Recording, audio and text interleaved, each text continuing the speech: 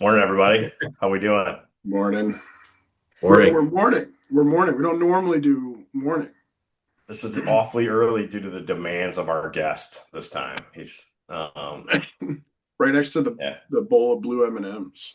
Rodney, you said you wished everybody did early morning interviews, and I figured I you've been to the gym. I figured you've been to the gym already and worked out, and Well, it's Wednesday. now you're just on to number two. yeah, Gabe's got it. I workout's done, showered earlier than usual this morning. Usually I come home and just tear through the house, and take a shower later. My wife was nervous about doing it at this time because I'm known in this house at 6 a.m. for being just a total monster of like not in a bad mood, just like energy. So essentially pre-workout is fully kicked in. Got adrenaline going from my workout, and then knock that down with a cup of coffee or two. So yeah, we'll be in prime shape this morning. Rodney, you and I have different cup sizes. I went this, which is about the size of my head. Uh, Well, I prepared for this one, so I have two ready to ah, go. Yeah, so it's equivalent. What's uh, in the second one? ah, Yeah, ah. still coffee. Actually, that's the Christmas gift I didn't know I needed. That's a heated coffee mug. Have you ever seen these? So the girls Oh, got it yeah. for me for Christmas, and man, it's awesome. Like my last sip of coffee out of the cup could almost burn your mouth. It's great. Really? Highly recommend it. Yeah, and I go opposite. Like the reason I have this mug, and I don't know if you hear it. There's Uh-huh. ice in there. Mm, So it's iced like coffee. single digits here this morning, but I'm iced coffee year round. That's crazy. So this is like regular drip coffee in ice ish. No, it's Okay. so, man, I've done so many different versions of it, but it's cold brew. What we get Okay. now are these little frozen concentrates of coffee. Mm. They take up way less space, and so then you stick them in the fridge the night before, and so they're ready to go. And so dump two or three of those in, fill with water and ice, good to go. Um, Mm. Yeah, I used to brew my own for a long time. When I was working from home really consistently, I would do that. Um, but it's the kind of thing where you don't want to let it sit around too long, and so like there are times when I'll go in, it just doesn't work. Yeah. Anyway, Yeah. but I learned. I feel like I probably said this, but in New England is the only area in the U.S. where iced coffee consumption doesn't drop during the winter. Uh, I learned that from a food service guy. That's Um, hilarious. Just yeah. give So me weird. more cold. Yeah, Yeah. I guess. It's not, yeah, it's not that cold. Ryan, where are you out of? You're out of Illinois? Illinois, Route 80 and 39 corridor, LaSalle County, Ottawa, Illinois. Yeah, yeah. It's cold here. Rodney, you're Dwight, Yep. and then Gabe, is it Boston? Just outside of Boston, yeah. It's a, Just it's a outside Boston. town called Arlington. We're about But 40,000 people. Yeah. Gabe's a Manuka boy, Ryan. I am from Manuka? Manuka. Yeah, yeah. Yeah. Okay. You went to high school in Okay. Manuka. I think Yeah. I remember that on an earlier podcast here in the background, but Comes up every once in a while. I Yeah. imagine yeah. there's like a trophy. Is there like a statue of you or anything at the Manuka High School, Gabe, if I There's a, walked in? there used to be a small shrine in the high school, but It just, I, I after a think it while. blew to Yeah, dust. Yeah. yeah. No. Have you been back to Manuka lately, Gabe?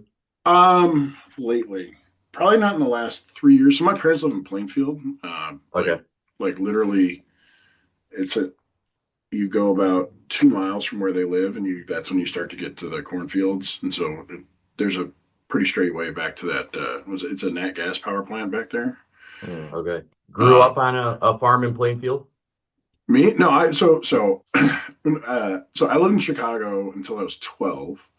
My dad is now a retired Methodist minister, and so I get moved around from time to time. Oh yeah. And so his appointment after that was Shanahan, Illinois, Okay. which Manuka is adjacent to. And there weren't enough kids across just Shanahan or Manuka or I think Shorewood too to have their own high school. So we had. Nah, that's crazy. That's crazy now. It's gigantic up Yeah, there. yeah. I mean, I know they have two high schools there, like just in Manuka, and yeah. Yeah. Oh, it's huge. Yeah.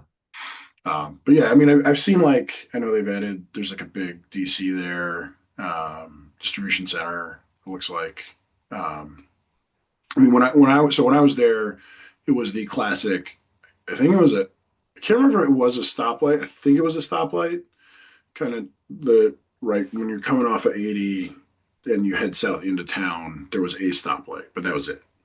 Like Yeah. everything else was stop signs or nothing. Probably put in by that gas station, right? Isn't there like a gigantic There was Love's or TA well, there? so yeah, it's the stoplight you'd hit a little bit further south. So it was before that. So that wasn't Got there. it. Got So it. I mean, the big news when I was in high school was when the Wendy's changed over. Or, yeah, I think it was a. I don't know what it was. It might have been like a Dairy Queen changed over to a Wendy's.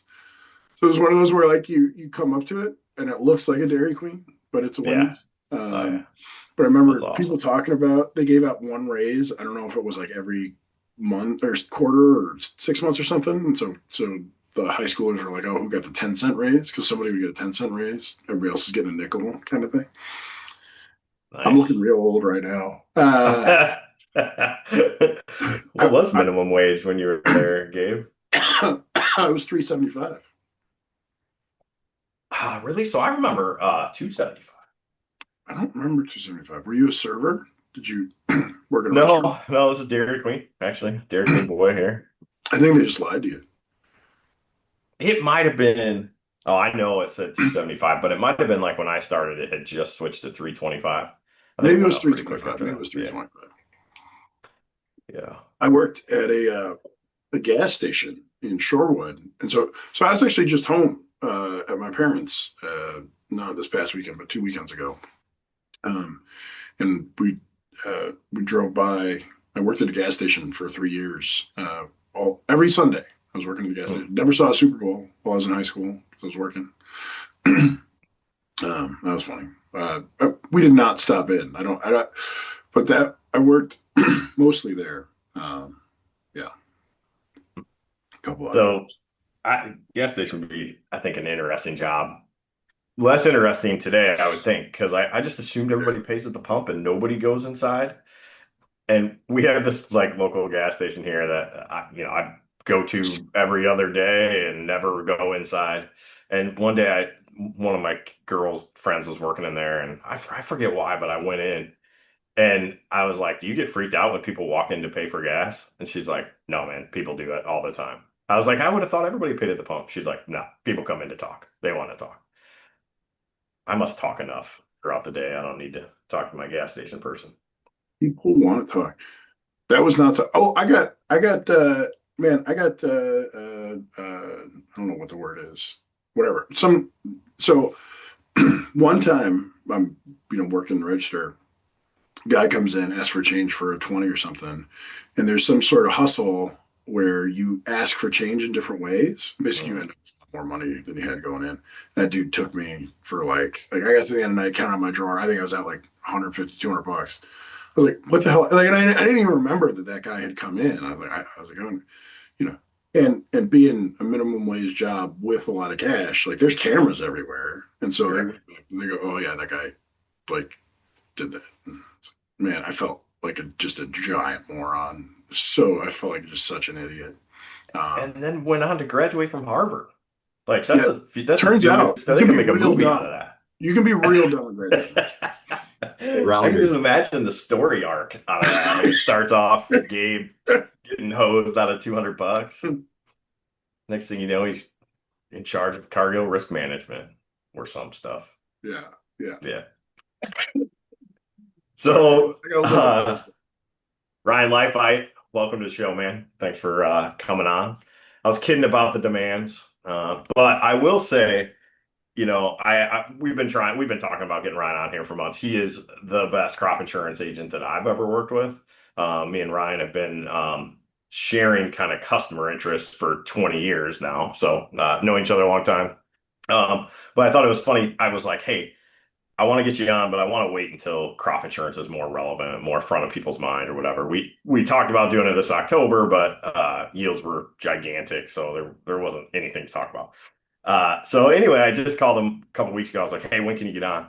And he's like, "Man, I mean, it's crop insurance season, so it's gonna have to be outside of 8 a.m. to 5 a.m." And I'm like, ah, that's fine. I mean, you don't think there's any time between now and, whenever. And he's like, no, man, it's crop insurance season. This is what I do. So Ryan, thank you for taking the time out of your Super Bowl. I know you crop insurance guys only work two months out of the year, so Yeah, it's tough to get you on yeah, here this time of year. yeah. No, I appreciate being on and love listening to the podcast you guys do. So this is great. Yeah, thanks. Yeah, Ryan is a listener. He calls to tell me when I say something wrong regarding crop insurance and gives us feedback. So appreciate I that. think I have referenced the show twice. There was a crop insurance conversation you guys had on a podcast, and it was a put versus a call conversation. And then the other one jumped out at me was the LED lightning bug conversation that I think I heard. I was listening early in the morning, and I'm like, what was he just talking about? And It's an appropriate so I reaction. had yeah, I had to text and I'm Googling and finding out, I wrote a thesis on my beliefs and disbeliefs on LED lightning bug technology and look forward to discussing that with you guys. Hey, this is going to be like one of those Mandela effects where when I bring it to your attention in July, you're going to be like, I can't believe I never noticed this before. I'm sure Yeah. that's going to be the case. Now I haven't heard any of my customers reference the LED lightning bug, so I'm hoping some of your listenership, I don't know how broad your guys' listenership is, but maybe somebody will, the secret password is LED lightning bug, LED and I'll know they're a lighting. listener. Somebody will lean up to you in the grocery store and they'll just whisper in Yeah. your ear, I LED gotta lighting. get that. I gotta get that website locked down for sure. That's going to be big. Wait, Ronnie, can you just duck out of the camera view for a second? I just want people to Oh, see, that like, makes me nervous. Yeah. well, no, all the way. You're still in the way. Oh, out? Like completely out? Look at this. All right. So if you can't see what's going on right now, Rodney has moved where he records, and it looks like he's set up for a president's fireside chat. He's gonna open a book and read us a story. Like I don't know what's going on, but it is. I mean it is a classic tableau you've got going there, Why which I don't you didn't have a see when fire? you moved Why this. don't you have a fire going this morning, Rodney? Well, so good question. This room is really small, and I shut the door because the rest of my family's asleep. And if I turn that fireplace on, it turns into a sauna here in 5 seconds. So normally during the day, especially like when it's this cold, I have it on. But boy, if that door's shut, no chance. Gabe, I'm glad you noticed, man. Yeah, I'm in the middle of a remodel to my office here, trying to make it a big boy office. Is Mm. what I call it. So my sister, Jen, she's a big listener, although I don't think she has any idea what we talk about, but she listens every week. She's helping me out, so expect more changes. I'm not going to show you the rest of my office. It is not. It's not great. I mean, I talked about the mattress going on fire, right? Like starting to No, smoke and all that. I no, have not talked about this. no. Oh man! So this happened. It's because it happened over the holidays. Oh, this is great. So, I mean, it's fine now.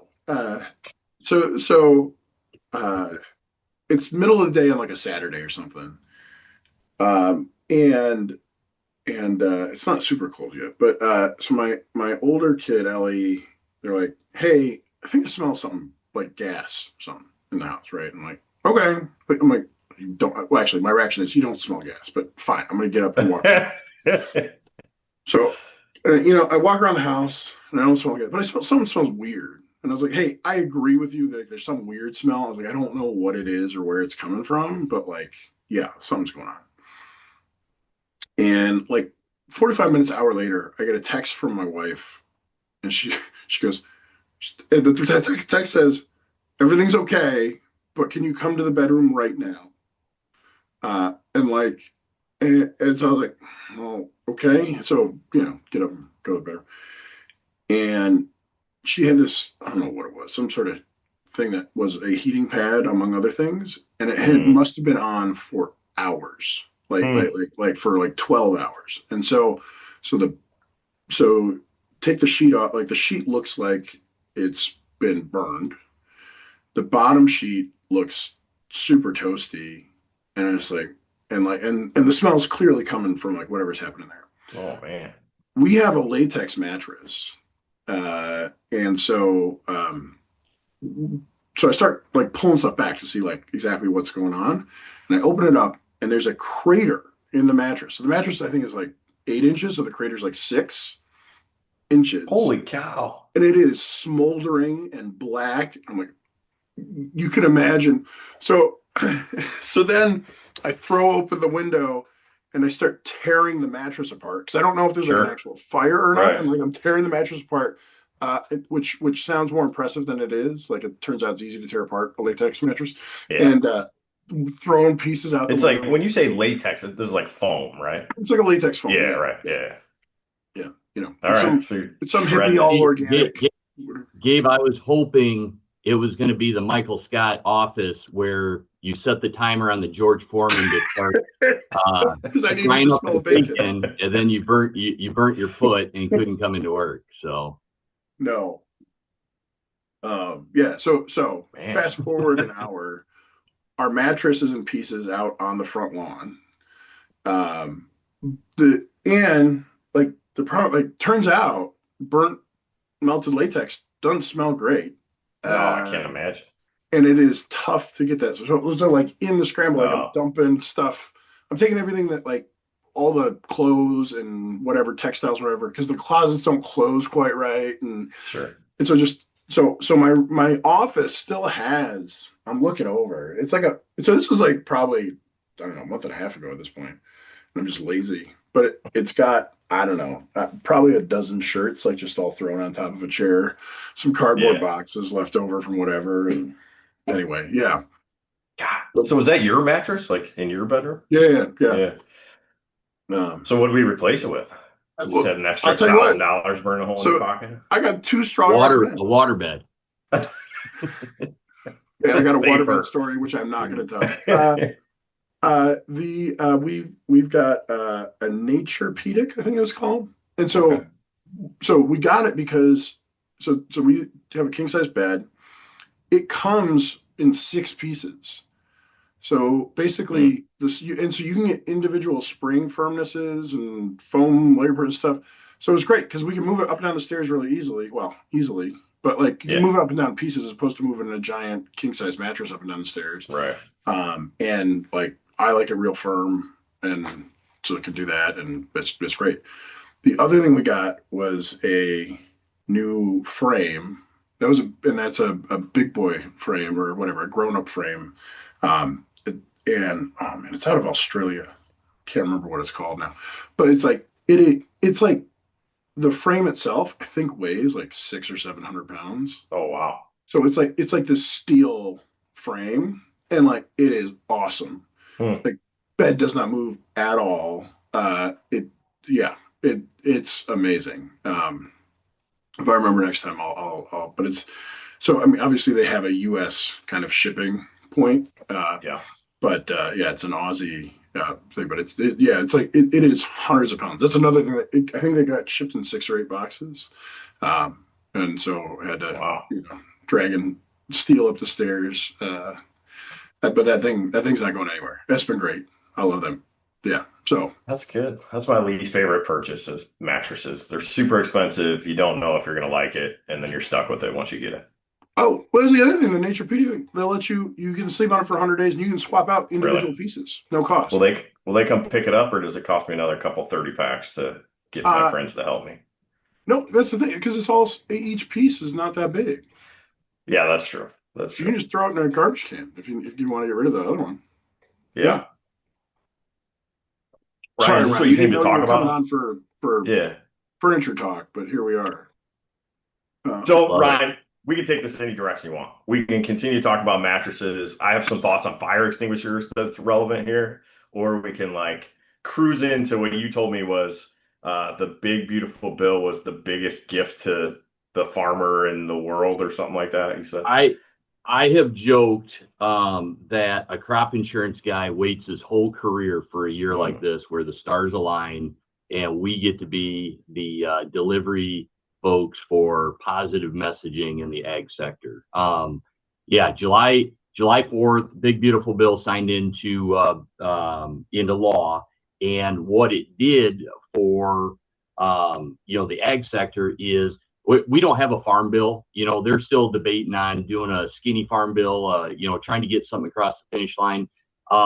This budget plan, this big, beautiful bill, actually built in what we would consider to be, farm bill type items for crop insurance, for, at the FSA office, your Ark County PLC decision making. Those risk management programs have improved. And yeah, it's incredible what we're seeing this year for 2026. So awesome. I've got a list of things that I could rattle down through. It's about 5 bullet points. You guys want to share screen and you guys can kind of see what we're seeing? That sounds great. But first I want to hear about you, Ryan. So I've known you for 20 years. Why should anybody listen to this podcast trust what you have to say here? Man, just aggressive, Rodney. Yeah. Friends with Rodney Connor. Exactly. If you hang with Rodney, obviously you're trustworthy and believable, right? Background is Grew up in Sandwich, school at JJC to Carbondale. Came out of Carbondale, spent 6-7 years, 8 years in the co-op, ag chem, seed, fertilizer industry, numerous internships, and then had a calling from the folks at First Farm Credit Services to hey, we want a guy to do crop insurance, and been up here for the last 20 years doing crop insurance. So that's kind of the 2-second version of Brian. That's awesome. What years were you at JJC? That's what I was going to ask. So 95, 96, 96, 97, and then transferred down to Carbondale and did 2 years. I am not a school guy. I wanted in and out as quick as possible. I like being in the working sector and not in the but college was fun and met a lot of good friends along the way. Yeah, I miss you. I must be much younger than you. I thought we've talked about this. Yeah. I'm gonna be turning 50 this year. Okay. And you what are you, 29? 46. I just turned 46 last Monday. I knew you were I knew you were a little younger. Younger and wiser. So yeah. Did you do the JJC? Did you do the JJC route or? Yeah, I did JJC to Columbia. College, not university. There's a big difference in admission hurdles. You and I have talked. You went on. You're a coding computer nerd, right? Man. So one of my favorite things when I was working at Cargill, everybody at Cargill at the time was like a land grant university grad, right? Like from different states. And I take these customers into a Bulls game one time, just messing around. They were good customers. I worked with them forever. And actually, I'm working with them still today. And we were heading into the city, and the guy was like, "Oh, man, I just hate coming to Chicago or whatever." And I go, "I love, going to the city." And he's like, "What? Why? Why would you know anything about the city?" I go, "Well, I went to school up here." And he looked at me like there was 3 of me, and he goes, "Where did you go to school for agriculture in Chicago?" And I go, "Man, I went to school to make video games." And there was like this terrifying moment where he's like, "Oh, I trust this guy way too much with what's going on in my thing." So anyway, short story there. My original plan was a coder that can talk logically and have a conversation with you. That's why everybody loves Rodney. That's funny. Smart and he can communicate. I can understand what you're saying, Rodney. Man, I hope my wife listens to this podcast for sure. So 20 years of crop insurance, Ryan. Many changes to crop insurance over those 20 years. I mean, what kind of evolution you see? I would not want to be. I'm glad I'm in the position that I am right now because we just had a guy that did 32 years in the crop insurance industry, and he just retired last spring, last April, and he and I both talked, and it's like, man, I wouldn't want to be a young person coming in with all the changes and figuring out all the math and how it applies and all the rules and regulations that we've got. There have been changes. Insurance should be boring, uneventful, but yeah, no, there's been massive changes throughout the years that crop insurance has not been stagnant. They've been improving the programs, making additions. There lots of changes have happened over the 20-year period. I remember when I first started, this is just a quick example, biotech yield endorsement discount. It was like 2009, 2010. If you planted the BT corn, rootworm corn, and you had to bring your seed bag. We had to collect seed bag Literal tickets. bags. Oh, We had to write up tickets.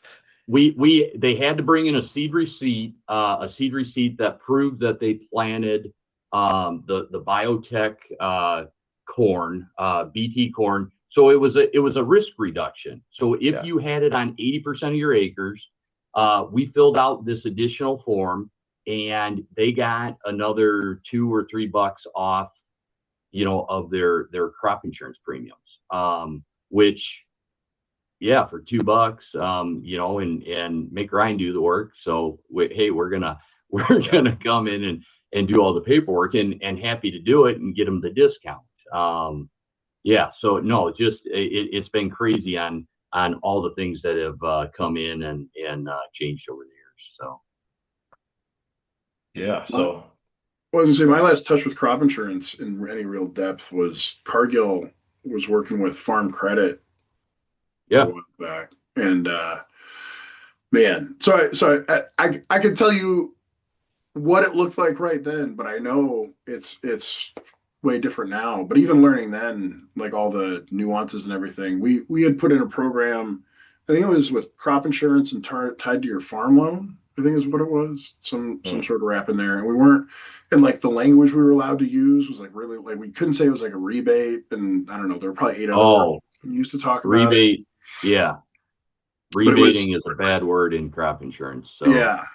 Well, I'm curious if it's still like a socialist offering where it's like it's pushed down from the government. Here's the pricing. Like this is the way it works, and you can't mess with the pricing at all. Or is it been more privatized at this point? That's one of the things I'll be keen to better understand. But that was one of the surprising things to me. It was my first, I'd say, in-depth engagement with like something like that, where it wasn't direct. It didn't feel like it was directly because somebody like you's bringing it to the door to the farmer, but it's actually ultimately backed by a federal government, offer. And so like that's really where it's all that drove the core structure of it. And so we were trying to play on the very margins of things, and there wasn't really a lot of differentiation. So like other than an agent themselves being able to come out, well, I will say, so when I talk to farmers, they talk a lot about the agent because you worry about who's going to give you your adjustment. That was the big differentiator. I would guess with the complexity and the evolution, there's probably more value than just being a guy that's given a better adjustment at this point. So I'm keen to learn about that evolution. Yeah, no, our the crop insurance industry is government based. We work with 4 or 5 different, I'll call them AIPs, approved insurance providers, that they're the ones who actually hold the crop insurance. We're just sub agents for these providers, companies like Great American, Rain and Hail, NEU, Farmers Mutual, Agrisampo. There's about 16 or 17 of them. There's been folks that have come and gone. I can't remember, was Cargill an AIP at one point? No, they were not. NAU. Yeah, so Monsanto was in and out at one point, and John Deere was in and out at one point. And so you will see, you'll see companies come in. There's a new one that's being, I can't even comprehend, the build out, what it would take to, jump into the AIP level, and start, building agencies and doing that sort of thing. But No, it's government plus private sector, which I think makes it unique. It's not normal insurance. There's mandates that the loss ratios, farmer paid loss ratios should be like a 1-to-1, whereas in normal insurance loss ratios, obviously the company's got to make money. So we take grief all the time about, being an insurance agent or whatever, but I love being in the crop insurance world where I tell everybody it's not your normal insurance, what we get to do. Rodney, a mutual friend of ours, acquaintance of ours, he had a conversation. He's actually on the homes, auto, side of the insurance world. And he goes, man, I envy, you're actually rooting, meaning us on the crop insurance side. We're rooting for the farmer to, hey, if I can get you paid $1, I'm not going to leave $1 on the table. We're going to find it. Whereas on the private insurance side, the homes, autos, they're having conversations with their clients about, hey, are you sure you want to turn in this roof damage because your premiums are going to go up? Not necessarily the case in the crop insurance world. So, no, it's been good. I love what we do. Who we get to work with. We work with some top-notch farming operations, and they keep it entertaining and keep us hopping on our toes, trying to keep up with everything. So yeah, like what is if you're meeting with somebody for the first time today, right? Like you're new prospect, you're knocking on the door. Like, what are you? I mean, probably not first time they've used crop insurance, but like, what are you talking to them about to kind of reorient them in the way that all right, we've got this big legislative change from the summer. We've got some big decisions to make. How are you opening that conversation? What I'm finding out over 20 years, there's a big difference on how every agent out there delivers. There's some hands-off, hey, you're just going to renew the same coverage you had last year, for a multiple of reasons. Don't know. All I know is I'm in it every day living. I mean, it's 24/7. I have a hard time shutting off the crop insurance switch, and it's finding out. What I've learned is, there's a lot of underserved, producers out there from their existing agent because they're not getting any of the information. They're not getting any of the information on their own policies, let alone, all of the new fun, cool stuff that's coming out of this, new One Big Beautiful Bill Act. And Gabe, I gotta pause right here and tell you, I see your Star Wars stuff in the back, and tell me if you like this reference to the One Big Beautiful Bill. Farm Doc was calling it OB3. And I just thought it had a Star Wars reference, and so if we want, does sound just like a cyborg or something. Yeah, we can stop calling it the One Big Beautiful Bill, and we'll just call it OB3 from this point forward. That's awesome. Yeah. Why do they call it OB3, Ryan?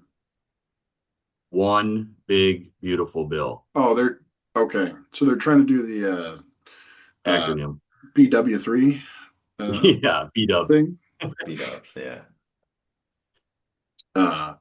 Okay, cool. Yeah. All right. All right. Great. I'm on board. It's a droid.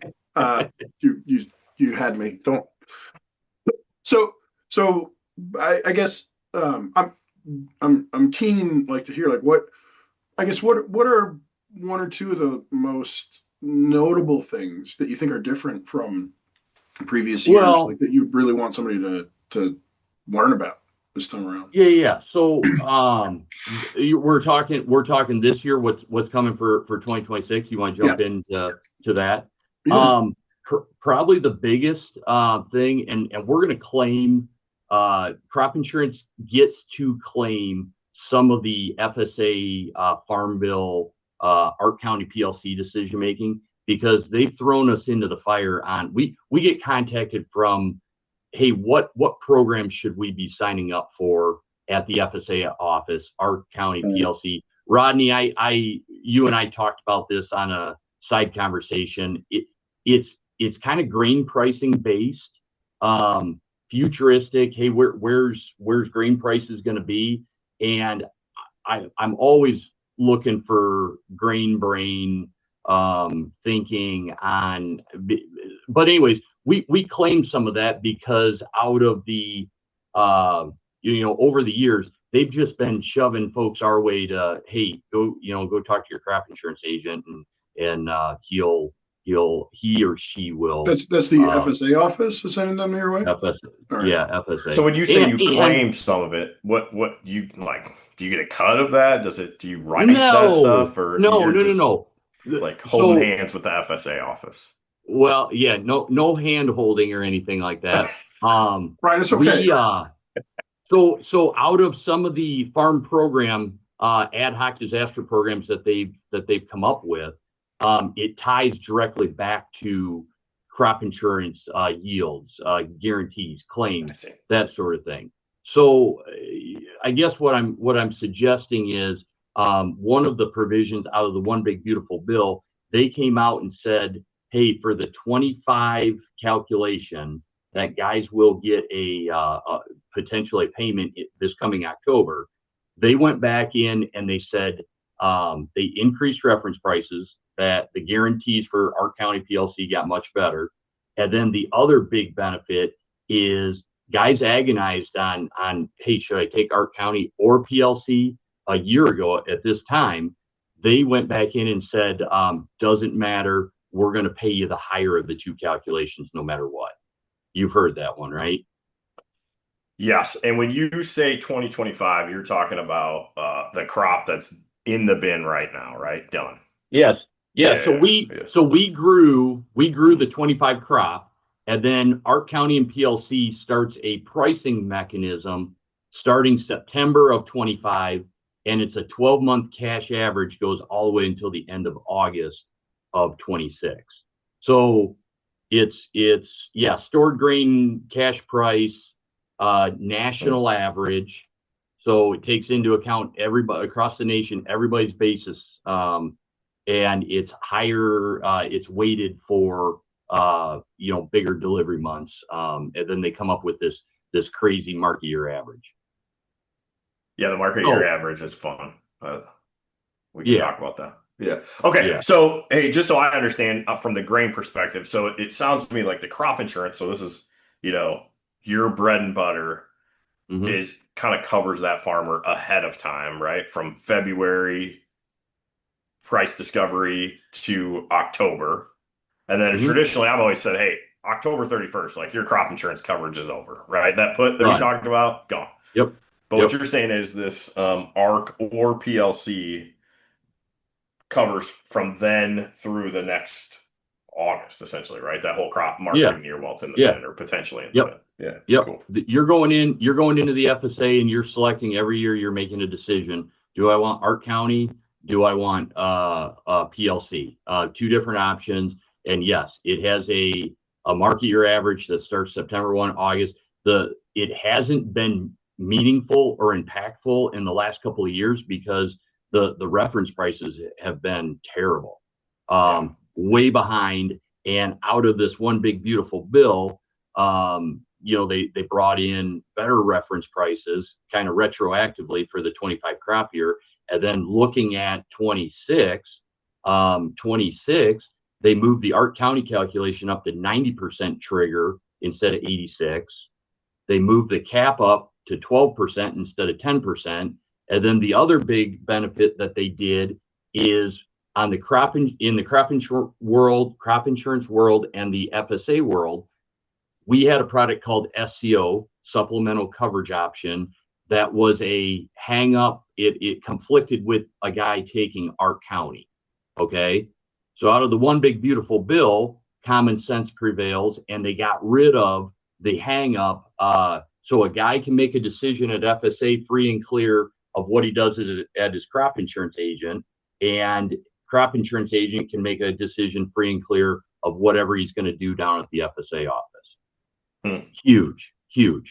So no, and that's probably the conversation for you and I at a later date, because like this year, let's take Grundy County for example. Our county is coming to the table with Rodney's sitting in Grundy County, so let me just look at this real quick. $1,015 of revenue, no upside protection. So the crop insurance on our side, if the price goes higher in October, we're going to recalculate the revenue guarantee with the higher price. Okay, we love that. With the Ark County product at FSA, there is no upside price protection. So it's just you're in Grundy County, you're looking at $1,015 of revenue on corn, guaranteed, or the PLC flat price guarantee is $442. So will the market year average September 1 of 26 to end of August 27, will that fall under 442 cash at the elevator, 12-month average, or will the county yield times that market year average be under the $1,015 of revenue? When do they have to decide on that? So great question, Gabe. March 15th is typical sign up, but in 2026, they're going to allow 30 million new base acres into the farm program. FSA's already made the announcement that they're nowhere near set up to take all that in and be able to do sign up. So this could be a situation where we get the look back effect, where it's going to be maybe October, November, December, maybe even next January, where guys are having to sign up for the 26 ARC PLC decision. And so do we know the pricing for that 2026 decision now? That, like, do you know, like, if I came to you and said, hey, I want to do the PLC program, do you know what price I'm paying for that? There is no, the farm bill is you get this free. You just choose one? Yeah. I get a free put. Yeah, it's a weird put though, Gabe. I've been trying to figure out this put. And we should talk about this. Well, So I went and I'm with you. I'm always looking at CBOT because our product on the crop insurance side, Rodney, you're right. February and October. Okay, what happens before February doesn't matter. I set the price in February. What happens after February to October doesn't matter. You could sell corn for $7. It comes to October, it's $4. I can still pay you a claim. It doesn't matter what you do individually on grain sales. It's February and October, and then after October, crop insurance guarantees are done and over with, and it's meaningless to my calculation on the crop insurance side. But so back to the put, you actually have to go out to a 2027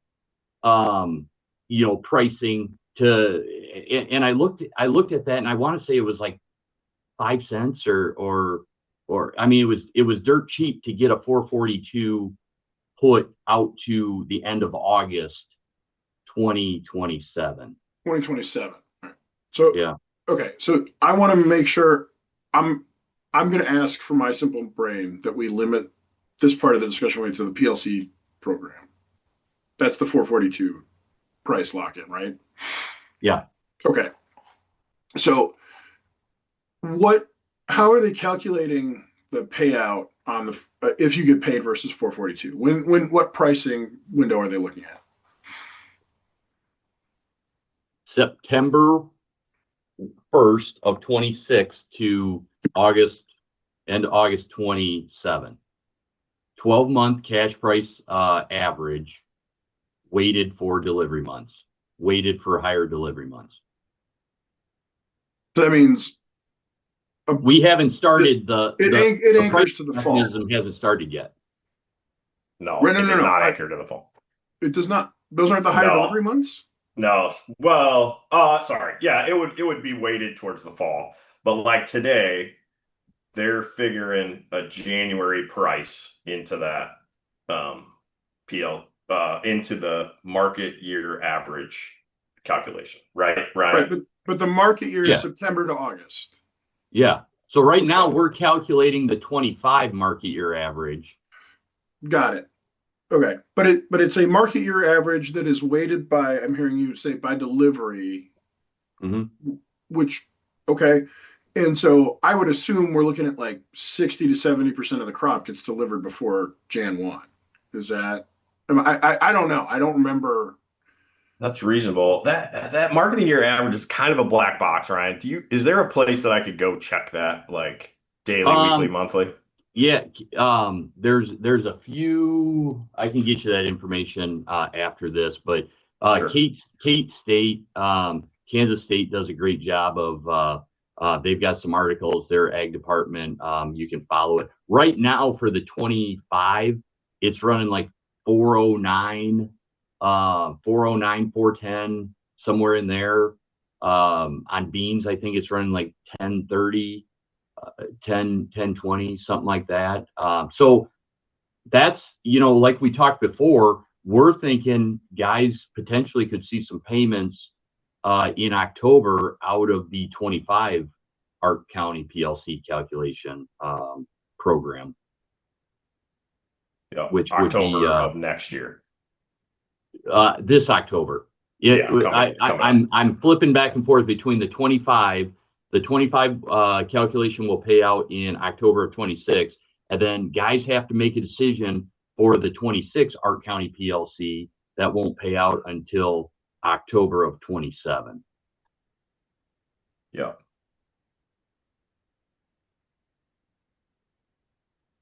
So Gabe, yeah. Go ahead. I'm just scanning through K-State. I agree. This looks like the best place to look for it. The government shutdown affected collection of those prices, which is probably annoying. Their last,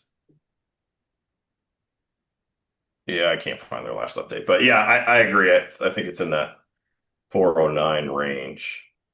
And also, Gabe, I agree that it's probably something like 60% of the crop before the end of the year, right? So it is weighted towards that, which is interesting. But I mean, yeah, so Ryan, the reason I'm asking all these questions, right, is I'm just going to say how I'm hearing it, which is, I'm guaranteed a price of 442 against this market average, which is a weighted average calculated between September 26 through August 27. It's weighted by delivery. So basically, the first 3-4 months are probably going to lock in about half of that.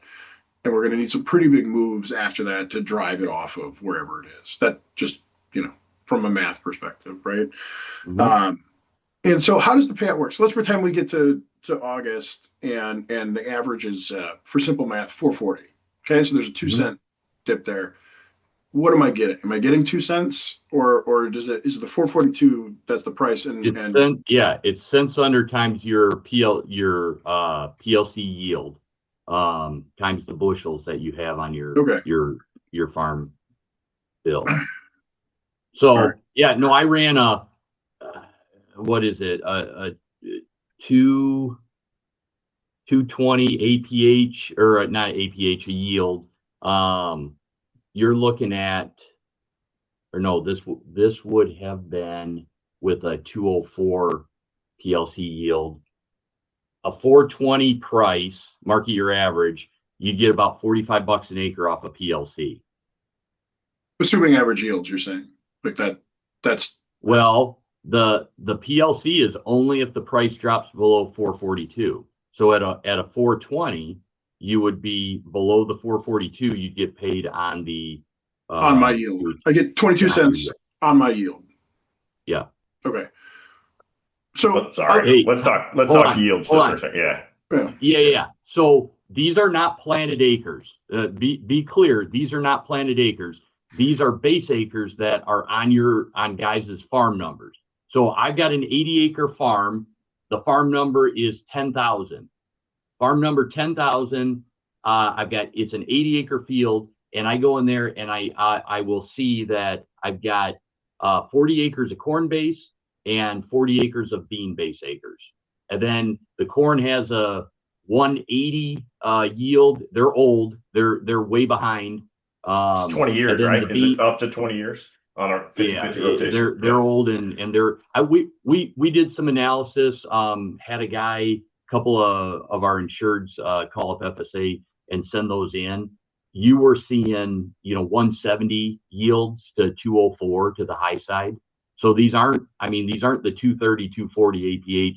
Okay, so it's not what I'm yielding right now or my APH. Yeah. It's this. Okay. Yeah. And you could plant all corn in 26, and if the calculation, it'll pay on the 40 acres of corn base, and you'll get a payment off of beans even though you didn't even plant any corn. Yeah. Right. Okay. So, other than the ARC PLC choice, why would I not choose PLC? Why would I not enter that program? Yeah. So at $1,015 of revenue, I don't want to go down the ARC PLC decision. I'm saying let's just pretend I could either go into PLC or not. Why would I not go into that program if ARC wasn't a choice? Oh yeah. You would automatically feed into it if ARC wasn't a choice. Okay, so I'm not giving up anything else because I'm going to do it. All right. Everybody gets it. All right. So I'm gonna translate some of this into derivatives here, like because that's what this is. So for me, in my head, is it so you can obviously I don't have the models that I used to have. We would call this a forward start Asian put, is what it is. So I'm locking in. Write that down, Ryan. Write that down. Yeah, how do you spell that? And it's complicated because of the weighted piece of it. And I'm not running at 100% on my derivative remembrance this morning, so I'm not sure how we would incorporate that, but it's definitely not a problem, right? We would figure out what we thought average yields were or average delivery timing was and do that. So there's no September options, which would be the August expiration listed currently. So you can't, the futures are there, but they haven't opened up the options yet. So I grabbed a DEES 440, which for now should get us close enough for what we're talking about. And so I've got that around, I wrote 24 cents. Probably to buy a DEES 440 put right now costs you about 24 cents. So DEES of 27. DEES of 27, yeah. That's right. And so that's a regular, just straight up 440 put in DEES. Now, I have done this long enough that I know that a regular Asian put, if we did this just a straight up, not a forward start or anything, it's going to be 2/3 the price of the regular one. So it won't cost me 24, it'll cost me 16. So that's where I start from.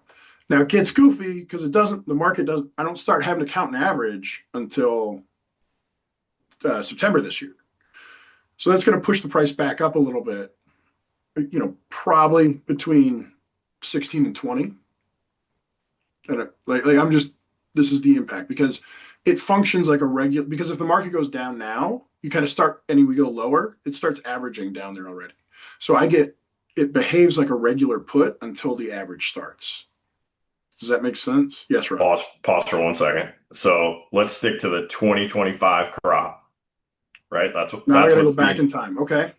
That's what's being calculated right now. So when Ryan talks about 442 and 409, that is old crop in the bin crop. That's already. When do they set that floor level then for the? That's right. That's the right question. I misunderstood. When does that happen? When do we get the 442 equivalent for next year's crop, Ryan? When do we get?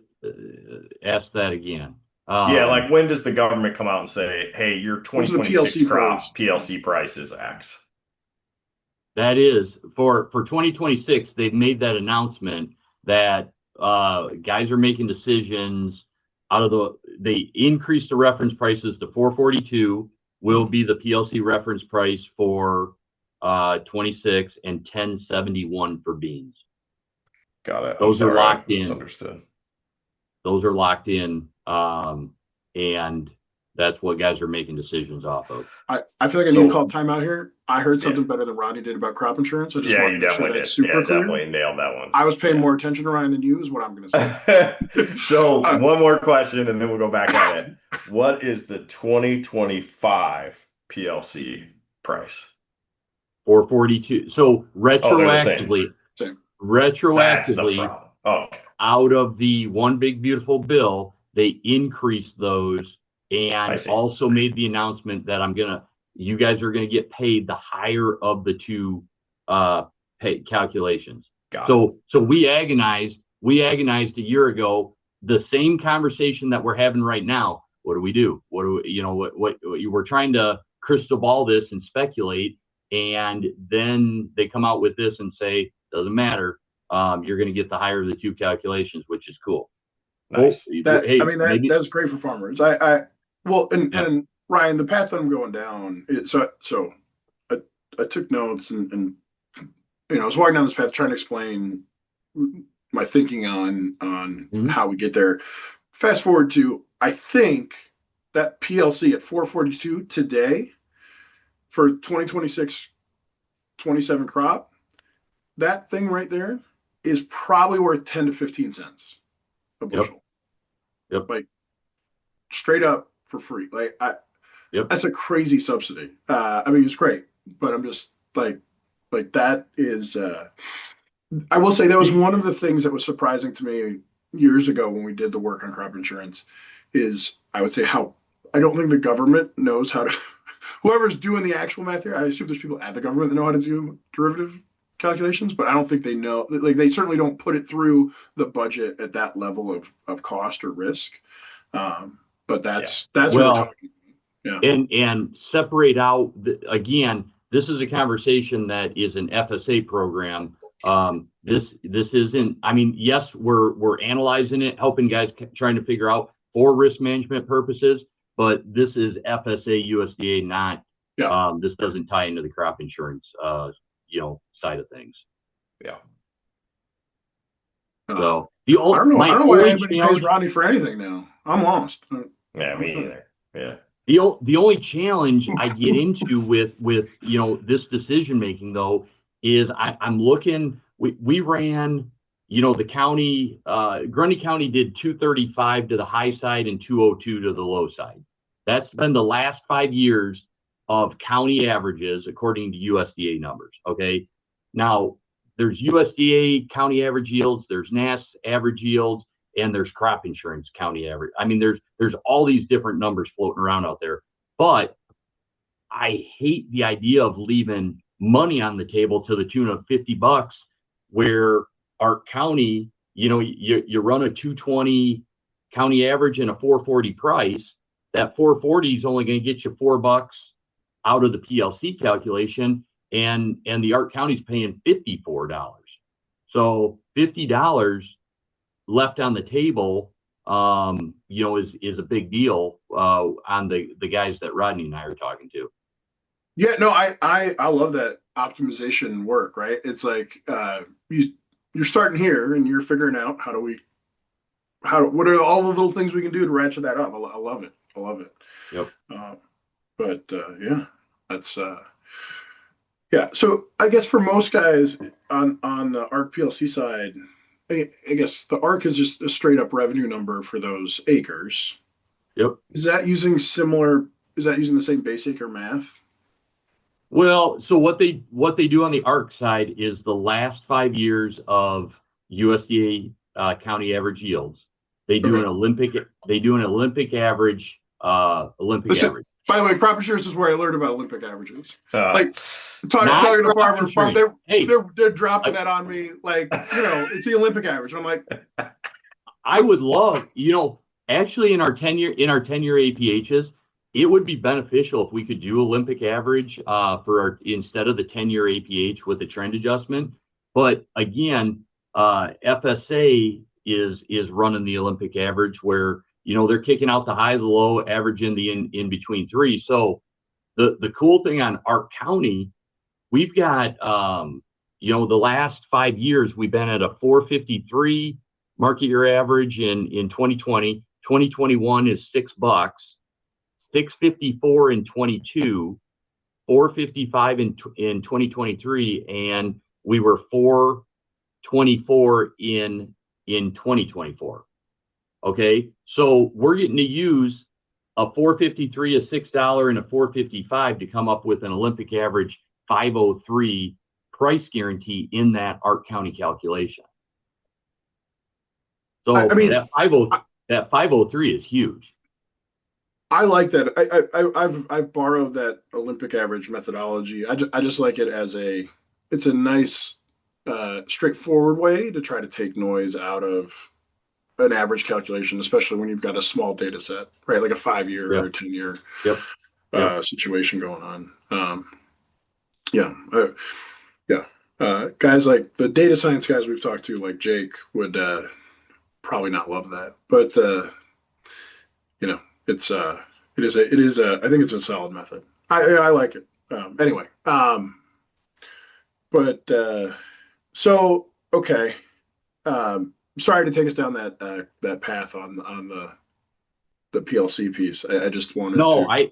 I like it's been a conversation we've been having with lots of guys, and like I said, I wanted to run past some grain experts just to see if there's any future thoughts on where the grain pricing industry is going. I mean, prices have hung in there.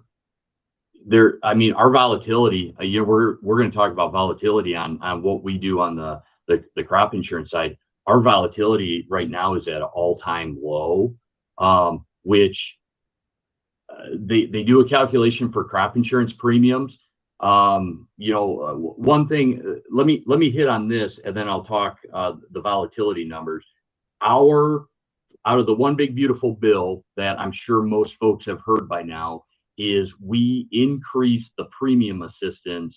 The government increased the premium assistance that they are paying in for guys to be able to use crop insurance as a risk management tool. Okay. So 80%, 75, 80, 85%, enterprise units, grouping all the farms together, or optional, keeping all the farms separate, up 3%.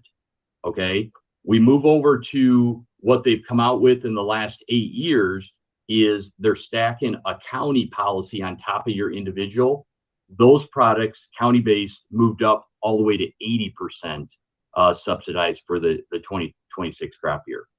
So all benefits out of the one big beautiful bill. Now, when you do a year-over-year comparison where APHs are the same, our Fed price is the same, everything's the same, you would typically see about a 9% reduction in like an 80% enterprise unit RP policy, which is kind of common for guys. And then the ECO, the enhanced coverage option that's at the top, triggers at 95%. We're seeing that down like 40, 43% year over year. Okay. Huge benefits. Now, I'm going to also bring in the volatility being lower. We're pricing guys, we're from now until March 15th, we're having conversations. We don't know what that volatility is going to be until the last 5 trading days of February. We don't know what the February price is going to be until the end of February. So we're having conversations. We're mindful of where it's trending, where it's at, but we're at historic low volatility, which if you stack that on top of increased subsidy levels, these premiums are just looking phenomenal. Huge. I mean, just really attractive to be able to actually grab more coverage for less dollars than what I spent last year. Yeah. And when you talk about the ECO product, Ryan, is that a private product or that's also part of the regular crop insurance? Yeah. So last year, 2 years ago, without sharing the screen and just kind of conceptually, kind of talking through this, ECO is the county has an expected yield. just like guys have an APH. Okay. Grundy County is expected to do 220 bushel. I get 95% of that. So it's not my 80 or 85. I get 95. And it's revenue based, same revenue calculation that your RP is, but it's on the county, and it's only it's the top 9% band. So they cap it at about $90, $95, $100. That stacks on top of your individual coverage, $850 of coverage that you have individually. Got it. So there's no like double dipping in between. It's nope. Yeah. Right. Nope. No. And here's the thing is, your neighborhood could have, a drought. I could pay you on the RP. The overall county, it exceeds its revenue guarantee, and ECO doesn't pay out anything. Yeah. The flip side of that, and where we use it on guys who are, phenomenal managers, they're applying everything to the crop, going for big yields. They're exceeding what their APH is. They still got the RP coverage as a base, for personal protection, but the ECO could pay out if the county is down and more variable than what they are as an individual. Clear as mud, right, Rodney? Actually, I understand it way more than I did coming into this. It's just complicated, right? It's the complex thing about crop insurance for me is you have these like APHs, county average yield, just like so many versions of that. So the big thing why and where it messes with what you're doing.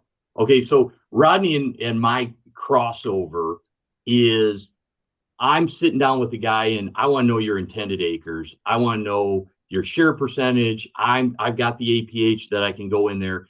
I dial it down to, if a guy wants to know his quantifiable guaranteed bushels, I've got that. And Rodney and I have some mutual clients that, I've emailed over, that information to you, for you guys to have further the conversation. Absolutely take the guarantees that crop insurance provides to you and put it into a grain marketing plan. 100%. But not everybody thinks about it that way. Yeah. Not everybody's, not everybody's asking me on, hey, how many bushels do I have guaranteed under my crop insurance policy? No, but it certainly helps my business, right, to be able to have that conversation with the farmer and say, look, man, not that we've said we like the price in the last year, but to have that conversation about ECO doesn't help you because it doesn't guarantee individual bushels. But what I think the trade-off is at 95%, it's phenomenal price protection because they farm in that county. They produce crops in that county that all the conditions, they participate in the conditions, the weather patterns.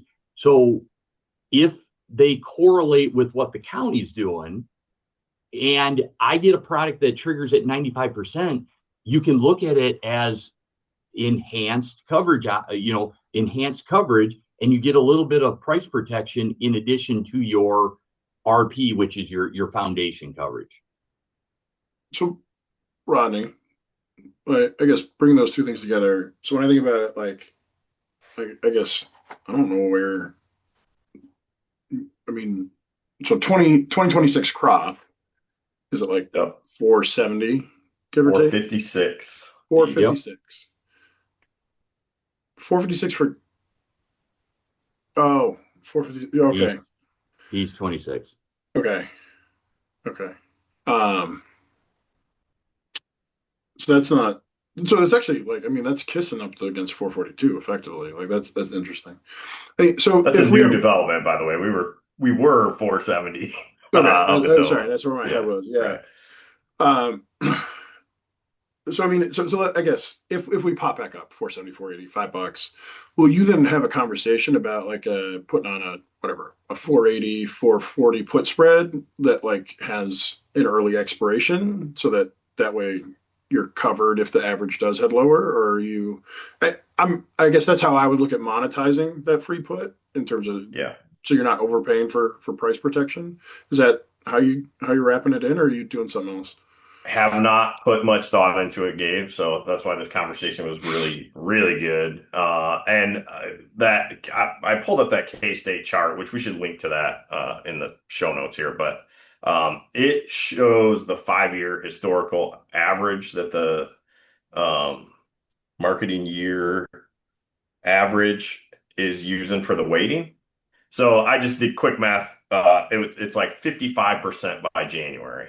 So so in my head, I had been thinking about trying to like allocate this put option over the whole crop year. But to your point, I definitely don't need to do that. We're half done already on the old one. Yeah.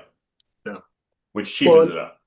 yeah, it cheapens it up a lot. And I would say, well, we can talk more later. I don't want to bore people with specifics like around things, but I think there are some specific things we could talk about in terms of how to lever that. Yeah. But I know that if your guys are using OTCs like directly, like you can shape some stuff to fit in nicely if you wanted to, and so you're not overpaying. You're not paying for any more time than you need or any more protection than you need. Yeah. So just to go back though, Gabe, your initial thought, without getting into details, is I need to protect X. Like, what is your thought there? Well, so I just learned I got a free put. Thank you, Ryan, and the FSA. Hmm. At 442. So like that's good news. And so if I want to lever that from a risk management perspective, other than just knowing that I have that, if the market climbs higher, I probably wouldn't bother at this point. But if the market climbed higher, I would buy a put closer to the market, and then I would actually sell a put at that around that 442 level, so that I'm Bingo. not overpaying. The tricky part, I think, comes in terms of timing and working that out, Sure. and so that I give Rodney a hard time, but I would say that would be a reason that I would want to have a conversation with Rodney as a farmer to work through like what's the actual structure here, because it can get, if you want to be precise about it and be very efficient about your use of capital to manage your risk, like it does take a little bit of work and probably worth talking to somebody about. Yeah, and so where I think always where this crop insurance gets hard is when we talk about synthetic puts. Like you own this put that you don't actually own, right? So what I heard you just say, Gabe, which I think is right, is I've got this put bought. Let's go back to the 2025 crop, right? Yeah. Because I think this one's reasonable. I don't farm, by the way, so I don't own any of this stuff. But if I did, I currently own a 442 Two. put, right? It's half expired, right? So like I own a 442 put on half my crop, essentially, right? If the market went higher, it would be reasonable for me to roll that put up to participate to better protect the rest of it, right? Okay. So what is rolling up this put is actually um selling like a 440 put and buying say a 470 put. We're making this up. Mm-hmm. But because you like synthetically own this other put through the PLC program, that's like rolling that up, right? That'd be how you'd extract value from it and roll it Yeah. up. Yeah. Yeah. And It, protect yourself. Yeah. yeah. And it's a little tricky See because that's what's fascinating to me and why I wanted to brainstorm this through with you guys, because I think we're going to have producers, when you look at the 26 calculation and you look at, hey, yield times a price scenario, you might have some pushback on, and there's no pushback because they can do whatever the heck they want to do. But you know, I don't want to. When I look at the numbers and play the what if games, yield times price and Ark County triggering more dollars than what PLC is. You got to quantify it or show value out of the what you're going to do for them on the put side or the PLC side would be Yeah. the conversation with them. Well, and the other thing I'm thinking about here, since this is free, right? A free put. yeah. The air quotes are important there. But I mean, if I had a crystal ball what the market was going to do, I would like to let time value expire before I do much with these put options, right? Mm-hmm. Gabe, am I thinking about that right? Well, Uh, I don't know that I'm following, but I mean, well, if I knew what the market was going to do, I would just, you know, Yeah, I get it. But like, so yeah, I'm just saying I already own the put for free for like 2026, yeah, right? So that has more value than this put that I own for free for 2025 because yep, there's time, yep. right?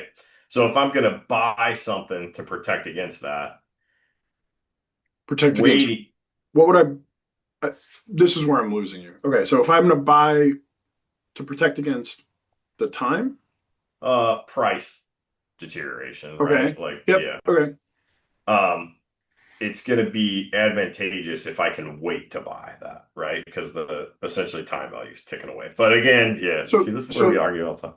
Yeah. yeah, so yes, right. As time goes by, the cost of protection will go down. Full stop. Yeah. But the flip side of that is that subsidy, that free put you have, is the most valuable today. It also goes down in value every day. Correct. So Okay. it's ultimately a question of what do you want to optimize for. I would also say the longer the time frame, the more advantageous it is to do a spread as opposed to, since that's what we're talking about, because you're while you're paying for the time up top, you're also getting paid for it on the bottom. Yeah, that's right. And so Mm. um, if that was the route I was going, I would say I would probably act sooner rather than later. But there is this other component of where we are currently. So like I said, for me, I think it's close enough to 442. I probably wouldn't bother doing anything today. But the Yeah. moment we popped up, like yeah, I do that. And to your point on rolling, like you can always keep rolling up the Yeah. tops of Just that keep put. rolling. Yeah. Um, and like anything else, you're not going to, one, we're talking about base acres, which is probably going to be a subset of what you're actually expected, your ultimate yields you're looking at. And then you're probably not going to want to do all of it using that. But like, it may Yeah. be a really efficient way to lock in actual guaranteed revenue. Like, um, yeah, on and knowing that you're going to cover whatever X% of cash needs. Yeah. Ryan, let's talk caps. I always get nervous talking with government programs and marketing because it's like, hey, you can put the best program in place, but if you get capped out from the government payment, then you've gotten yourself in a bad position. So what kind of caps do we have here?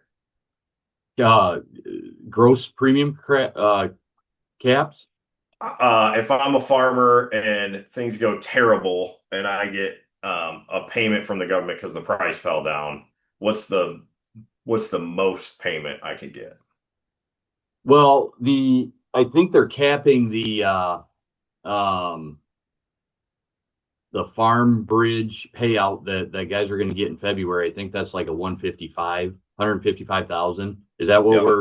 is that the Well, information you're looking for? Or no, so that's separate from all this, right? So if I get the 155,000, I get the 155,000. I'm saying if I'm a 10 million acre farmer, right? Mhm. And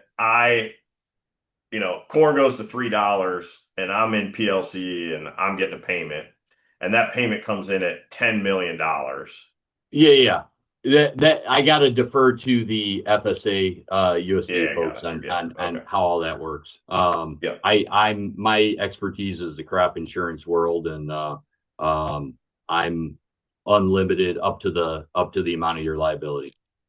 So let's talk crop insurance then. We'll check on that. But on the crop insurance, is it no cap or there is Well, actually a I cap on guess the upside, right?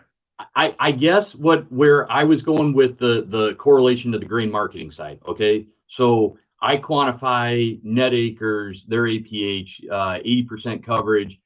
I can come up with a crop insurance guaranteed bushel per acre, and then multiply it times net acres to get Rodney a number that he now starts building a grain plan off of. Okay, Yeah. the two things on you know 235 bushel APH, 80% of that's like 188 bushel. Okay. I caution all of my guys that the couple things that will mess up a forward contracting your crop insurance guaranteed bushels before you produce them are basically three. Okay. Three things. Positive basis. We're board of trade. we don't play with basis. That's not factored into a crop insurance claim. So negative basis, positive basis, I'm board of trade February, I'm board of trade October. That's the world we live in. Prevent plant prior to 2019, we're saying, hey, you could theoretically sell up to your 188 bushel guaranteed bushels. You got to make sure that you get the acres planted. If the acres don't get planted, like we did in 2019, we had a massive prevent plant year. Prevent plant dollars come into play. The guaranteed bushels are now off the table on those farms. Okay. Yeah. So you sell, you sell 188 bushel to the acre on 1,000 acres, and you don't plant some of those, or you start mixing up your planting rotation. That could mess it up. The other thing, to your comment, Rodney, right now that let's say 450 is our Feb price, on our RP product, revenue protection, which is the primary program that most guys go with. We have a price cap of 200% to the upside. Okay, so if drought, 100 bushel corn, 50 bushel corn, and prices go to $10, 450 is going to cap out at $9. So I can protect a guy, in a negative basis situation. I can protect him if he gets all the acres planted, and I can protect him if the October price doesn't go plus 200%. Yeah, makes total sense. That's always the things I'm looking for, because man, in 20 years, just every year you bump up against something that you didn't think would happen, right? Like if I'm out here telling a guy on March 15th, hey dude, you can go sell, 200,000 bushel right now. And then on March 15th or May 15th, he hasn't planted any of it. It's like, oh, actually we have a real problem, right? Or potentially have a real problem. Yeah. That's super helpful. And we 2019 and 2020, when we were dealing with prevent plant acres, that was some exciting times on there in the crop insurance world. There's prevent plant eligibility reports. So you're eligible for prevent plant coverage up to the highest number of corn acres you planted in the last 4 years. You wouldn't think you would have to pay attention to that, but you're scrambling on. There's added land calculations that we were scrambling to make sure, hey, yeah, all this is going to work how we think it's going to work, because I don't want to have that oh crap moment, after it's too late to go out and actually plant a crop. I don't even want to think about 2019 and 2020 anymore. That I got PSD from, those were wild years, just trying to help guys maneuver through what was about to happen. So I was a crop insurance agent for like 2 years, and at the Cargill time, and I realized I don't like crop insurance. It's like too tedious, too much like crossing the T's and dotting the I's type situation. But I'll tell you, the worst thing that happened to me, I was in a situation, this big prevent plant year. I don't even remember what year. This is like 09, probably, or 10, or somewhere in there. And I insured a brother, and his brother, who farmed 50-50 together, didn't take crop insurance, or took like some like very low. And it was like one of those prevent plant years. And I'm telling the one brother, because I'm his agent, hey, you like get these acres in. It doesn't matter if they don't come up, because the coverage is right. And his brother is like, no chance. I'm not planting this stuff. Like, we're not going to raise a crop. I would be wasting my money. And that's when I found out that on a 50-50 split, you're insuring like 50% of the plant in the field. Mm-hmm. You can't like carve off, acres. Nope. Those situations scare the crap out of me, man. Just scare the crap. Well, there's so many liability dollars. You can't swag numbers. It's the crap in, crap out methodology, where you have to. pride myself on being anal, being exact. I like being exact because if anybody ever challenges you on the numbers, you can go back to this is how this is the math I used. I'm not swagging numbers, trying to be as exact as possible because you go 500 acres, 1,000 acres, 5,000 acres, there's massive liability on our policies and it can go bad real fast. If you don't know what you're doing or aren't, being exact on the business that you're writing. Yeah, I can attest to Ryan's attention to detail, man. His crop insurance spreadsheets are a work of art. And I know they're your spreadsheets. They're not, coming from any crop insurance. Well, my big thing, so Rodney, and I'm still learning your program, but it's the crop insurance guaranteed bushels, and I've got guys that farm in 2 or 3, 4 different counties. Okay, so we have policy for corn in LaSalle County, policy for corn in Grundy, policy for corn in Kendall. So I've got spreadsheets that quantify the Kendall bushels from the LaSalle bushels from the Grundy. So I send it over to Rodney, and Rodney, you're looking at it going, well, I've got like profit centers, or Yeah. I've got zones for delivery. And I've learned that, man, I thought I was doing really good on having the county breakout because that's the world we play in. And Rodney's, hey, I need these farms. I think about these farms separate, but they might be in the same county. So yeah, that's exactly right. And then what's funny is the way it shows up to my customers on the other side is I'll say, hey, your crop insurance guarantee for this profit center is 212 bushel, or it always ends up being like 212.34, right? And then they look at this Ryan spreadsheet and they're like, no, man, LaSalle County is 218. And it's like, it's not really apples to apples. It's close. From an enterprise situation, we are at the same number, but we divide them up different. Yeah. No, I couldn't. I love it. I like there is value to be gained if you want to look at those guaranteed bushels and put them to work. I'm not a grain marketer. I don't. You said you don't like doing crop insurance. I don't play in the grain marketing world, but it's the collection of data to can you somehow monetize that or make it valuable for yourself, and that's where I think Rodney and I overlap. So, well, I think the big win here is working with people that overlap, right? Like it's not uncommon for Ryan to call me or for me to call Ryan and be like, hey man, I couldn't sleep last night. I was thinking about, how this affects grain marketing or vice versa. And at the very least, we've thought through a lot of issues and, potential opportunities here. Yep. Ryan, anything else you wanted to make sure farmers heard or the industry in general? Well, I think I've touched on most of the list. Ark County, higher of the 2 for 25. Ark County or PLC, higher of the 2 payouts. That's a thumbs up. The decoupling of the SCO. I think SCO, and I don't want to confuse the issue. SCO always had the hang up with Ark County. They've done away with that. We feel when you're looking at kind of putting coverage in place this year, we think that the RP 75, 80, 85 with SCO and ECO now is going to be a very cost-effective way to manage risk.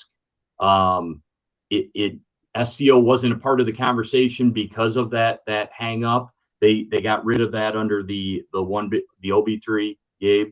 OB3 got rid of that.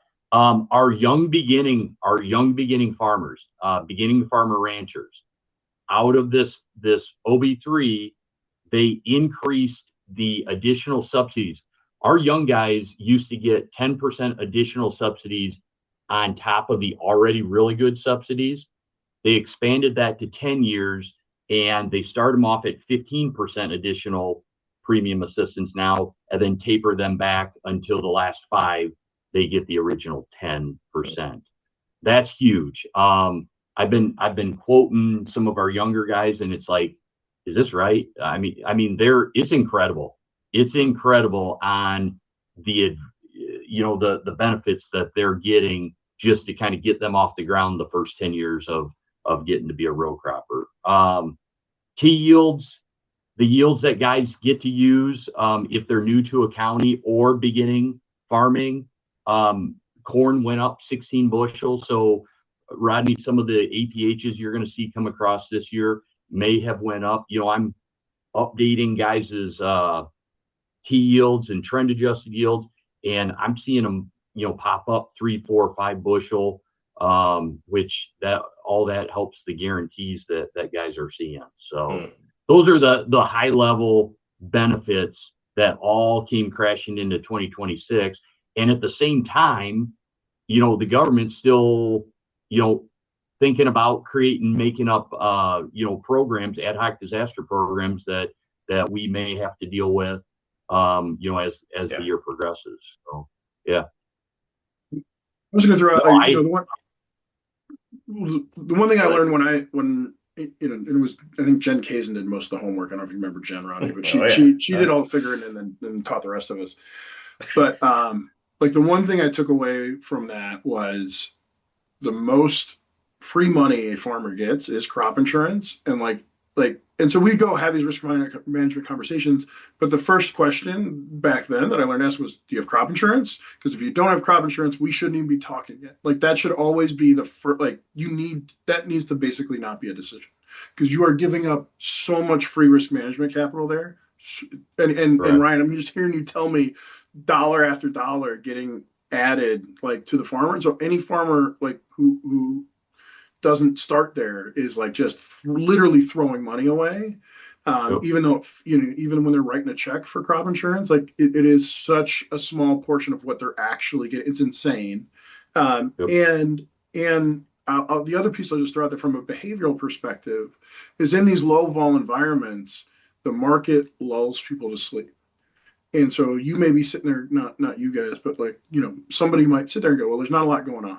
Right. So we're around that 440. I'm not so worried about whatever. The first lesson I learned about markets was the longer and quieter they are, the bigger the moves are once they start happening. And so because it lulls people to sleep. And then when things go, they go big because there's a lot of everything kind of collapses around whatever's happening with those low vol, and everybody wants to put money to work. And so as soon as something looks like it's happening, it escalates a lot faster than in a normal fall environment. So, and I'm going to remind all the farmers and myself here that when you say stuff like that, high volatility does not mean up. No.